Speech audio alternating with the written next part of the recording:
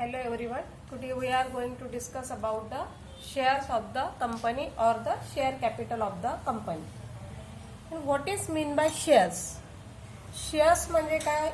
तर जनरली आपल्या प्रत्येकाला शेअर्स हा शब्द माहिती आहे. आपण प्रत्येक जण शेअर मार्केट करत असतो.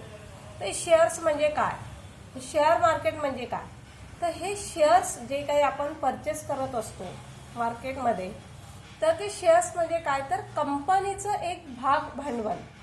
म्हणजे ज्या कंपनी त्यांचे शेअर्स पब्लिकला इश्यू करतात आणि पब्लिक ते शेअर्स परचेस करतं आणि त्या शेअर पुरता ती व्यक्ती त्या कंपनीचा मालक होतो. असे हे जे शेअर्स असतात कंपनीचे, म्हणजेच काय, शेअर्स म्हणजे एक भाग भांडवल, याला आपण मराठीमध्ये म्हणतो की कंपनीचा काही पार्ट्स जो आपण विकत घेतो. कशाच्या थ्रू? तर शेअर्स थ्रू. आणि आपण आपला पैसा त्या कंपनीमध्ये इन्व्हेस्ट करत असतो, तर त्याला म्हटलं जातं शेअर्स. तर आता as per company law shares जे इश्यू होतात, तर ते शेअर्स मार्केटमध्ये जे शेअर्स येतात, तर ते कसे असले पाहिजे, त्याला काय लायबिलिटीज आहेत, काय राईट्स आहेत शेअर होल्डरला, हे सगळं कुठल्या लॉ थ्रू डिस्कस केले तर ते कंपनी लॉनुसार त्याच्यासाठी शेअर्ससाठी आणि शेअर मार्केटसाठी काही रूल्स अँड रेग्युलेशन्स आहेत की कुठली कंपनी कुठले शेअर्स इश्यू करू शकते. हे आपण लास्ट लेक्चर मध्येच बघितलंय की प्रायव्हेट कंपनी आणि पब्लिक कंपनी. तर मेन म्हणजे पब्लिक कंपनी आपले शेअर्स इश्यू करू शकते. अगदी सुरुवातीच्या स्टेजपासून, म्हणजे अगदी कंपनी इन कॉर्पोरेट झाल्यापासून पब्लिक कंपनी ही तिचे कितीही शेअर्स पब्लिकमध्ये इश्यू करू शकते. Let's see the definition of the shares. Shares is defined as an interest having a money value and made up of diverse rights specified under the Articles of Association. Shares म्हणजे काय? तर interest having a money value and made up of divers right specified under the articles of association. तर articles of association मध्ये प्रत्येक कंपनीने त्यांचं share capital कसं असेल हे मेन्शन केलेलं असतं. शेअर्स म्हणजे share capital. Share capital means the capital raised bye the company by issue of shares. म्हणजेच काय? तर शेअर कॅपिटल हे काय असतं? Share capital raised bye the company, म्हणजे कंपनी ते शेअर कॅपिटल त्यांचं रेज करते, तयार करते आणि त्यानुसार कंपनी मार्केटमध्ये त्यांचे शेअर्स इश्यू करत असते. तर कुठलीही कंपनी ज्यावेळी शेअर्स इश्यू करते, तर त्यावेळी ती कंपनी काय करते? इन्व्हिटेशन टू ऑफर, म्हणजे पब्लिकला इन्व्हिटेशन टू ऑफर देते. ते इन्व्हिटेशन टू ऑफर म्हणजेच काय? आपण लास्ट लेक्चरमध्येच बघितलंय. It means the prospectus of the company. त्या प्रॉस्पेक्टस थ्रू कंपनी पब्लिकला, इन्व्हेस्टर्सला एक इन्व्हिटेशन टू ऑफर देत असते. आता ही ऑफर, इन्व्हिटेशन टू ऑफर कशी देते कंपनी? की कंपनीची जे काही शेअर्स कंपनीने इश्यू केलेली असेल, त्या प्रत्येकाचे रेट, त्याचं जे काही खरेदी विक्रीची तारीख, ही प्रत्येक गोष्ट त्या प्रॉस्पेक्टसमध्ये दिलेली असते. त्याच्या थ्रू शेअर होल्डर त्या कंपनीमध्ये पैसे इन्व्हेस्ट करण्यासाठी जातो. मग ती इन्व्हिटेशन टू ऑफर असते शेअर्स परचेस करण्यासाठी कंपनीने दिलेलं प्रॉस्पेक्टस. मग ज्यावेळी शेअर होल्डर किंवा जो व्यक्ती पैसे इन्व्हेस्ट करायला जातो, तर तो त्यावेळी कंपनीचा एक फॉर्म कंपनीला भरून देतो. आता हे अगदी इनिशियल स्टेजला आहे, म्हणजे ज्यावेळी कंपनी सुरू होते, सुरुवातीच्या स्टेजला ज्यावेळी कंपनी पहिलं प्रॉस्पेक्टस इश्यू करते इन कॉर्पोरेशन ऑफ कंपनी नंतर, तर त्यावेळी तो इन्व्हेस्टर कंपनीला एक फॉर्म भरून देतो. शेअर्स फॉर्म त्याला म्हटलं जातं. तर त्या फॉर्मला काय म्हटलं जातं? तर ऑफर ऑफ द शेअर्स. मग तो जो व्यक्ती असतो शेअर होल्डर, तो कंपनीला ऑफर देतो की मी तुमचे शेअर्स परचेस करायला तयार आहे. मग ज्यावेळी कंपनी ते शेअर्स त्या व्यक्तीला विकते आणि त्यावेळी त्याला एक शेअर सर्टिफिकेट इश्यू करते, तर त्याला म्हटलं जातं की ऍक्सेप्टन्स ऑफ द ऑफर. म्हणजे ज्या शेअर होल्डरने ऑफर दिलेली आहे, तर त्या ऑफरचा ऍक्सेप्टन्स कंपनीने केलेलं आहे. आणि ज्यावेळी ऑफर प्लस ऍक्सेप्टन्स होतं, त्यावेळेस offer plus acceptance is equal to and contract. म्हणजेच काय? तर ज्यावेळी ऑफर आणि ऍक्सेप्टन्स होतं त्या दोन व्यक्तींमध्ये, तर त्यावेळी त्या दोन व्यक्तींमध्ये एक कॉन्ट्रॅक्ट झालाय असं गृहीत धरलं जातं. आता हे लॉ ऑफ कॉन्ट्रॅक्टमध्ये तुम्ही शिकलेला असाल की offer plus acceptance is equal to and agreement. And an agreement enforceable by law is called as a contract. म्हणजे जी ऑफर आपण देतो, समोरचा व्यक्ती ती ऍक्सेप्ट करतो, तर त्यावेळी जेव्हा ऑफर प्लस ऍक्सेप्टन्स होतं त्यावेळी त्या दोन व्यक्तींमध्ये एक लिगल कॉन्ट्रॅक्ट होतो आणि तो लिगल कॉन्ट्रॅक्ट त्या दोघंही व्यक्तींवर तिथे बाइंडिंग असतं. तसंच हे शेअर्स आहे की शेअर्स ज्यावेळी कंपनी इश्यू करते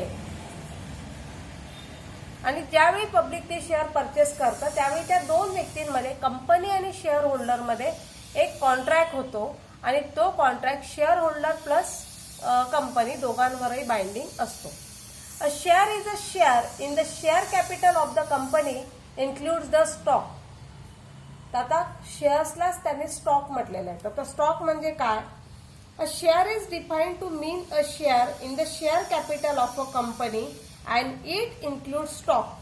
तर स्टॉक म्हणजे काय? तर section 2 subclause 84 all shares of a company must have a distinctive number. This requirement does not however apply to shares held by a person whose name is entered as a holder of beneficiary interest in such shares in the record of depository, that is demat shares. आता demat account बद्दल आपल्या सर्वांनी ऐकलेलंच आहे. ज्यावेळी आता share holder आपण जेव्हा share purchase करतो आपण एक डीमॅट अकाउंट ओपन करतो आणि त्या डीमॅट अकाउंटमध्ये आपण कुठल्या कुठल्या कंपनीचे कुठले कुठले शेअर परचेस केलेलं आहे हे सगळं त्या डीमॅट अकाउंटमध्ये दिलं जातं. तर असे हे कंपनीचे जे शेअर्स असतात तर त्या शेअरचाच एक प्रकार म्हणजे स्टॉक. आता स्टॉक म्हणजे काय? तर स्टॉक म्हणजे if the aggregated of full paid shares legally consolidated portion whereof may be transferred and split into fraction of any amount without regard to the original amount of the shares. तर stock म्हणजे की जे शेअर्सचे पैसे आहेत ते आपण fully कंपनीला पेड केलेले असतात. असे जे शेअर्स असतात तर त्याला म्हटलं जातं स्टॉक ऑफ द कंपनी. म्हणजेच हे कंपनीच्या शेअर्सचे वेगवेगळे प्रकार असतात की ज्या शेअरची पूर्ण जी काही प्राइस असते ती आपण कंपनीला ऑलरेडी पेड करून दिलेली असेल तर त्याला म्हटलं जातं स्टॉक ऑफ द कंपनी. आता कंपनीचे बरेचसे शेअर्स आहेत ते आपण पुढे बघणारच आहोत. तर आता काय फीचर्स आहेत शेअर्सचे? A share is not a negotiable instrument but it is a movable property. तर ट्रान्सफर ऑफ प्रॉपर्टी ऍक्टनुसार तुम्ही बघितलं असेल मुव्हेबल आणि इममुव्हेबल प्रॉपर्टीच्या डेफिनेशनमध्ये. तर मुव्हेबल प्रॉपर्टी म्हणजे काय? तर मुव्हेबल प्रॉपर्टीमध्ये शेअर्स सुद्धा इन्क्लूड होता कारण शेअर्स हे एका व्यक्तीकडून दुसऱ्या व्यक्तीकडे ट्रान्सफर केले जाऊ शकतात. त्यामुळे शेअर्स हे निगोशिएबल इन्स्ट्रुमेंट नाहीये पण it is a movable property आहे की जी एका व्यक्तीकडून दुसरीकडे ट्रान्सफर होऊ शकते किंवा एका ठिकाणाहून दुसरीकडे ट्रान्सफर होऊ शकते. It is also considered to be goods under the sales of goods act. तर सेल ऑफ गुड्स ऍक्ट मला वाटतं तुम्हाला कॉन्ट्रॅक्ट सेकंडमध्ये नेक्स्ट सेमिस्टरला असेल तर त्याच्यामध्ये डेफिनेशन दिलेली आहे त्यांनी. गुड्स म्हणजे तर त्या गुड्समध्ये त्यांनी मुव्हेबल प्रॉपर्टी सुद्धा इन्क्लूड केलेली आहे. तर ती मुव्हेबल प्रॉपर्टी म्हणजेच काय? तर गुड्स. आणि त्या गुड्समध्ये त्यांनी काय इन्क्लूड केलेले आहे? तर shares is also the movable property. त्यामुळे ते शेअर्स जे आहे तर ते एक कंपनीची मुव्हेबल प्रॉपर्टी आहे आणि ती कंपनीकडनं शेअर होल्डरकडे ट्रान्सफर झालेली आहे. Company has to issue the share certificate. आता कंपनी हे शेअर सर्टिफिकेट इश्यू करते त्याच्या आधी कंपनी काय करते? कंपनीचे शेअर्स ज्यावेळी शेअर होल्डर परचेस करतो तर त्यावेळी त्या व्यक्तीला एक शेअर सर्टिफिकेट दिले जातं. आता शेअर्स आपण तुम्हाला सांगितलं की जे पेडअप फुल्ली पेडअप शेअर्स आहेत तर त्याला स्टॉक म्हटलं जातं आणि ज्या शेअर्समध्ये काही पेमेंट केलेलं असेल, पार्ट पेमेंट केलं असेल, पार्ट पेमेंट नंतर करणार असेल किंवा काहीच पेमेंट केलेलं नाहीये, ज्यावेळी कंपनी कॉल करणार त्यावेळी शेअर होल्डर ते पेमेंट करणार, असे वेगवेगळ्या प्रकारचे शेअर्स तिथे दिले. मग शेअर्स आणि स्टॉकमध्ये काय डिफरन्स आहे? ते कंपनी लॉनुसार त्यांनी दिले. A share is a share in the share capital of a company and stock is an aggregated of full paid up shares. म्हणजे फुल पेड पैसे जेव्हा शेअर होल्डरने केलेलं असेल त्याला म्हटलं जातं स्टॉक आणि जेव्हा कंपनीने शेअर कॅपिटल इश्यू केलेले असतील तर त्याला म्हटलं जातं share. In case of shares a share certificate is issued and in case of stock a stock certificate is issued. म्हणजे आपण जर शेअर परचेस केलेला असेल तर कंपनी शेअर सर्टिफिकेट देते. आपण जर स्टॉक परचेस केलेला असेल तर कंपनी आपल्याला स्टॉक सर्टिफिकेट तिथे देत असते. शेअर्स मे और may not be fully paid but stock is always fully paid.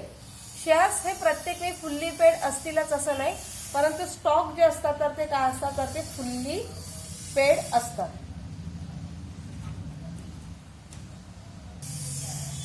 ज्यावेळी एखादा शेअर होल्डर कंपनीचे शेअर परचेस करतो तर त्यावेळी त्याला तिथे शेअर सर्टिफिकेट आणि शेअर वॉरंटी हे इश्यू केलं जातं. आता शेअर सर्टिफिकेट म्हणजे काय?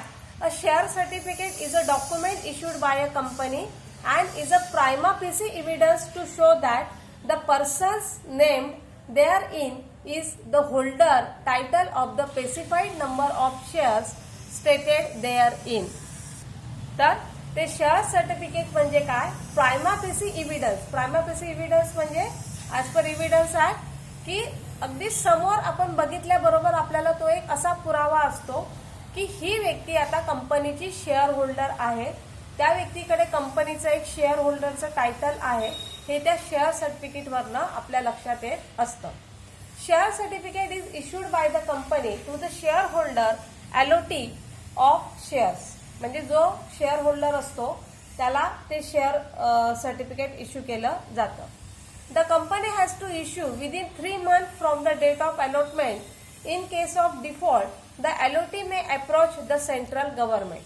म्हणजे एखाद्या व्यक्तीने शेअर परचेस केले तर शेअर परचेस केल्यानंतर 3 महिन्याच्या आत त्याला ते शेअर सर्टिफिकेट तिथे इश्यू केलं पाहिजे. अदरवाईज तो व्यक्ती त्याच्या कंपनीच्या विरुद्ध ऍक्शन घेऊ शकतो. त्याच्यानंतर share warranty. The share warranty is a bearer document issued by the company under its common seal. As share warrant is a negotiable instrument. It is transferred by endorsement and by mere delivery like any other negotiable instrument. आता हे share warrant काय असतं तर हे share warrant कंपनीकडनं त्या share होल्डरला तिथे दिलं जातं आणि याच्यामध्ये कंपनीचं शेअर्स वगैरे शिक्का वगैरे सर्व दिलेलं असतं आणि याच्यामध्ये शेअर होल्डरला एक वॉरंटी दिलेली असते की त्याचं जे काही शेअर्स कंपनीमध्ये त्यांनी पैसे जे काही इन्व्हेस्ट केलेले आहे तर ते त्याला गॅरंटेडली तिथे परत मिळतील असं शेअर वॉरंट तिथे कंपनी थ्रू त्या शेअर होल्डरला तिथे इश्यू केलेलं असतं. पण ज्यावेळी शेअर होल्डरला ते शेअर सर्टिफिकेट दिलं जातं तो त्या कंपनीचा शेअर होल्डर होतो. तर शेअर होल्डर झाल्यानंतर शेअर होल्डरला कुठले कुठले राईट्स असतात कंपनीमध्ये तर ते कंपनी लॉनुसार दिलेलं आहे. The following are the main rights of the share holder. पहिला राईट कुठला आहे बघा? To elect directors thus participating in the management of the company through them. म्हणजे शेअर होल्डर हे कंपनीचे डायरेक्टर निवडून देऊ शकतात. त्यांना तिथे कंपनीच्या डायरेक्टरचं जेव्हा इलेक्शन असेल तर त्या इलेक्शनमध्ये शेअर होल्डर पार्टिसिपेट होऊ शकता. To vote on resolution at meeting of the company. जेव्हा कंपनीला एखादं रिझोल्युशन पास करायचं असेल, आपण प्रत्येक वेळी बघितलंय की मेमोरेंडम चेंज करायचं असेल, आर्टिकल्समध्ये चेंजेस करायचं असेल तर शेअर होल्डरकडनं आपल्याला एक रिझोल्युशन पास करून घ्यावं लागतो. तर ते शेअर होल्डरला ते रिझोल्युशन पास करण्याचा अधिकार असतो, तिथे त्यांना वोट करण्याचा अधिकार असतो आणि त्यांनी निवडून दिलेल्या डायरेक्टर थ्रू ते कंपनीचं कामकाज तिथे पाहत असतात.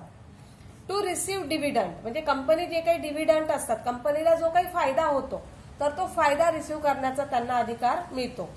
To seek relief from the appropriate authorities in case of operational और मिसमॅनेजमेंट. म्हणजे जर एखादी मिसमॅनेजमेंट कंपनीमध्ये चालू असेल आणि त्यात जर शेअर होल्डरला काही नुकसान होत असेल तर ते तिथे त्याच्या अगेन्स्टमध्ये रिलीफ कोर्टामध्ये मागू शकतात. त्यांना कंपनीच्या मीटिंगमध्ये शेअर होल्डरला पार्टिसिपेट होण्याचा अधिकार असतो. एक्स्ट्रा ऑर्डिनरी जनरल मीटिंगमध्ये पार्टिसिपेट होण्याचा अधिकार असतो. त्यांना extraordinary general meeting share होल्डरला कॉल करता येते. जर कंपनीमध्ये काही इररेग्युलर गोष्टी होत असतील तर शेअर होल्डर सुद्धा स्वतंत्र एक त्यांची मीटिंग तिथे बोलवू शकतात. असे बरेचसे अधिकार शेअर होल्डरला ऍज अ शेअर होल्डर झाल्यानंतर कंपनी थ्रू तिथे दिले जातात. मग आता कंपनीला जे शेअर्स अलॉट केले जातात तर ते कसे अलॉट केले जातात? The statutory requirement of the act and the general principle of the law of contract. म्हणजे ऍज पर कॉन्ट्रॅक्ट ऍक्टच्या ज्या काही प्रोव्हिजन्स आहेत त्या प्रोव्हिजन्स थ्रू आणि प्लस स्टॅट्युटरी रिक्वायरमेंट म्हणजे कायदेशीर ज्या काही रिक्वायरमेंट आहेत तर त्याच्या थ्रू त्या व्यक्तीला तिथे शेअर्स हे दिले जातात. आता कुठल्या कंपनी किती शेअर्स इश्यू करायचे हे ऑलरेडी कंपनीने त्यांच्या आर्टिकल्समध्ये दिलेलं असतं. तर त्याच्यापेक्षा जास्तीचे शेअर्स कंपनी इश्यू करू शकत नाही. कंपनीने आर्टिकल्समध्ये जे जे शेअर्सचे प्रकार दिलेले असतील, paid up shares, capital shares, काय जे जे प्रकार त्यांनी दिलेले असतील तेच शेअर्स कंपनीला तिथे इश्यू करता येतात. त्याच्या बाहेर जाऊन कंपनी कुठलेही शेअर्स इश्यू करू शकत नाही. आता इथे कंपनीचे वेगवेगळे काइंड्स दिलेले, तर कुठले कुठले काइंड्स आहेत शेअर्सचे? Preference shares, redeemable shares, irredeemable shares, equity shares, त्याच्यानंतर bonus shares, right shares, paid up shares, unpaid up shares, असे बऱ्याच प्रकारचे शेअर्सचे प्रकार असतात. तर आता ह्या शेअर्सच्या प्रकारांमध्ये काय असतं की प्रेफरन्स शेअर्स. तर प्रेफरन्स शेअर्स म्हणजे काय, तर ज्यावेळी कंपनी समजा वाइंडिंग अपची वेळ येईल आणि त्यावेळी शेअर होल्डरला जेव्हा त्यांचा शेअर्स तिथे डिस्ट्रीब्यूट करण्याची वेळ येते तर त्यावेळी प्रेफरन्स शेअर होल्डरला पहिला प्रेफरन्स दिला जातो. म्हणजे की ज्यावेळी कंपनीचे 500 शेअर होल्डर आहेत, कंपनीकडे आता 100 शेअर्सचं तिथे जे काही ऍसेट्स आहेत ते उपलब्ध आहेत, तर कंपनी सगळ्यात आधी कोणाला ते शेअर्स डिस्ट्रीब्यूट करेल, त्याचे प्रेफरन्स शेअर असतील तर त्या शेअर होल्डरला तिथे ते शेअर्सची रक्कम तिथे डिस्ट्रीब्यूट केली जाते. म्हणजे त्यांना तिथे पहिला प्रेफरन्स दिला जातो. त्याच्यानंतर इक्विटी शेअर असतात. इक्विटी शेअर्स म्हणजे आपण आता शेअर मार्केटमध्ये बघतो की लॉंग टर्म इन्व्हेस्टमेंट त्या शेअर्समध्ये आपण केलेली असते आणि त्याच्यामध्ये आपल्याला त्या इक्विटी शेअर्समध्ये गॅरंटी असते की आपला पैसा आपल्याला तिथे मिळू शकतो.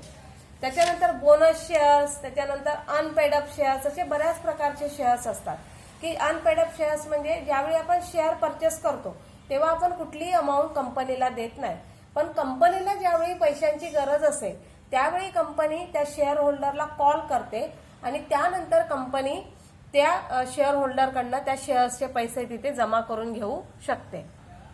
असे वेगवेगळ्या प्रकारचे शेअर्स कंपनी इश्यू करत असते. आता मेन महत्वाचा एक त्याचा फायदा आहे त्या शेअर्सचा कंपनी लॉनुसार की transfer and transmission of the shares. म्हणजे आपले शेअर्स हे आपण कोणालाही ट्रान्सफर करू शकतो. शेअर होल्डरला ज्याला वाटेल त्याला तो त्याचे शेअर्स विकू शकतो किंवा ट्रान्सफर करू शकतो. त्याला म्हटलं जातं transfer of shares. Articles of Association provides for the procedure of transfer of shares.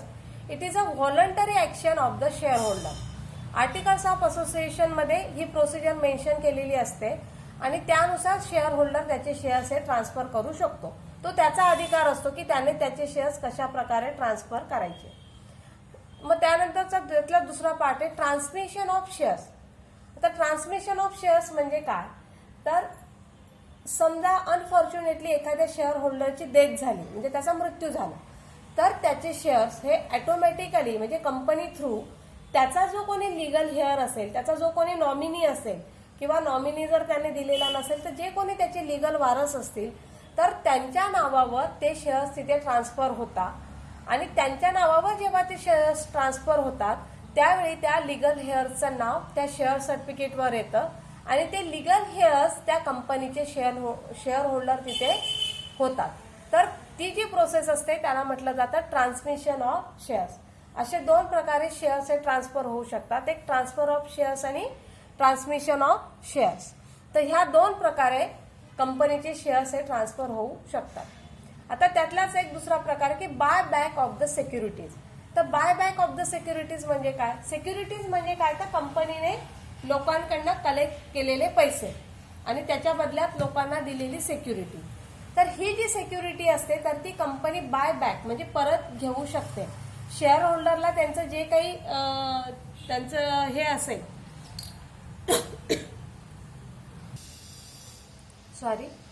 कंपनीने जे काही शेअर्स सिक्युरिटी म्हणून पब्लिकमध्ये डिस्ट्रीब्यूट केलेले असतील तर ते बायबॅक घेण्याचा कंपनीला अधिकार असतो जर कंपनीने आर्टिकल्स ऑफ असोसिएशन मध्ये तसं दिलेलं असेल तर. पण ज्यावेळी कंपनी ते शेअर्स बायबॅक घेते, त्या सिक्युरिटीज जेव्हा परत घेते त्यावेळी शेअर होल्डरचा जो काही राईट असतो म्हणजे त्यांची जी काही इन्व्हेस्टमेंट असते आणि त्याच्यावर झालेला जो काही फायदा असतो तर तो प्रत्येक फायदा त्यांची इन्व्हेस्टमेंट शेअर होल्डरला परत केली जाते आणि जे काही मार्केट रेट असेल त्या रेटने कंपनी शेअर होल्डरकडनं त्या सिक्युरिटीज बायबॅक करू शकते. हे झालं शेअर्स ऑफ द कंपनी.